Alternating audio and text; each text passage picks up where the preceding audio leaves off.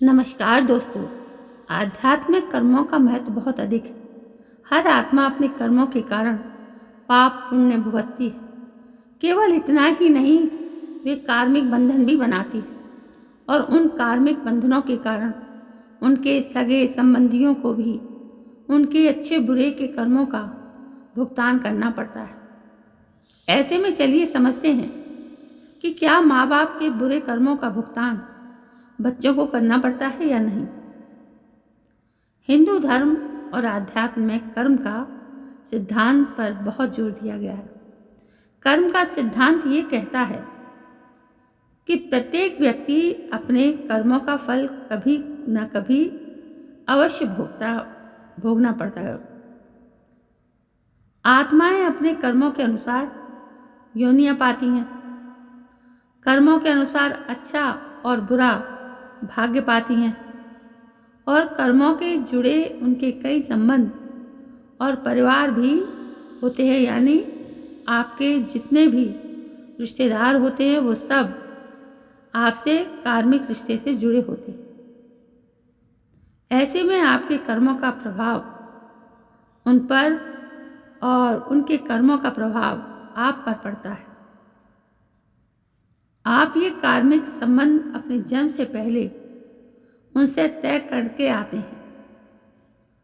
लेकिन सवाल ये है कि आप अपने कर्मों को तो नियंत्रित तो कर सकते हैं, लेकिन अपने करीबियों के नहीं।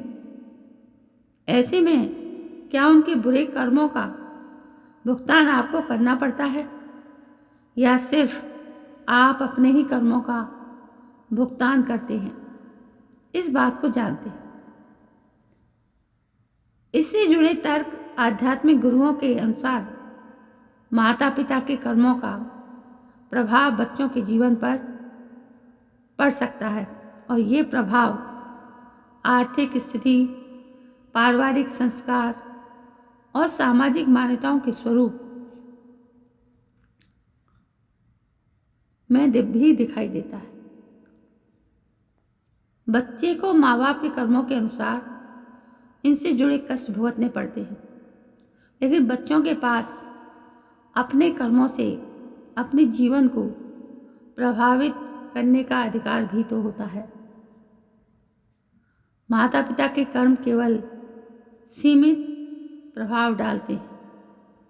आध्यात्म के अनुसार एक व्यक्ति को उसके अपने पापों के लिए जिम्मेदार ठहराया जाता है। हर किसी को अपने कर्मों का फल मिलता है।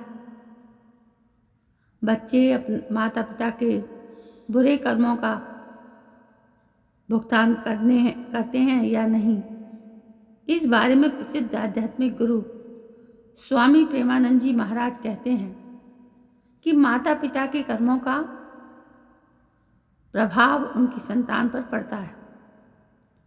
वे बताते हैं कि जैसे माता पिता की संपत्ति संतान को मिलती है, वैसे ही उनके कर्मों का फल भी बच्चों को भुगतना पड़ता है। यदि माता पिता अच्छे कर्म करते हैं तो उनके बच्चों को जीवन में शुभ फल मिलते हैं। वहीं बुरे कर्मों का परिणाम संतान को कष्ट के रूप में भुगतना पड़ सकता है।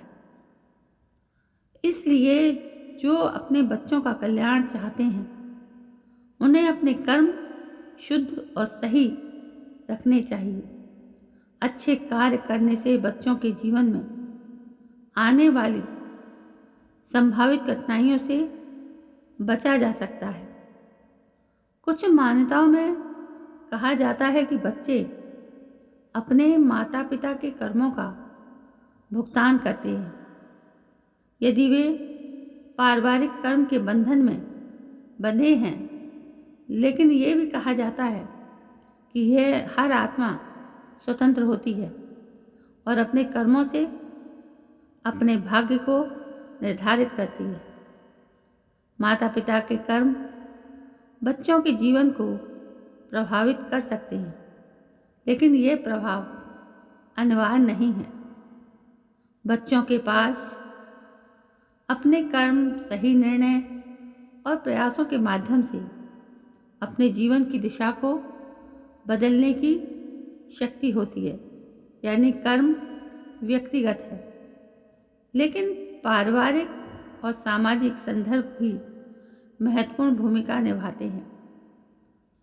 जैसे कि माता पिता की परवरिश और शिक्षा का बच्चों के व्यक्तित्व और जीवन पर असर हो सकता है।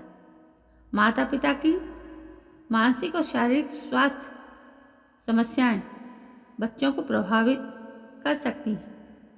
माता पिता के गलत निर्णय, जैसे कि आर्थिक असफलता या सामाजिक मान्यताओं का उल्लंघन, बच्चों की परिस्थितियों को कठिन बना सकते हैं।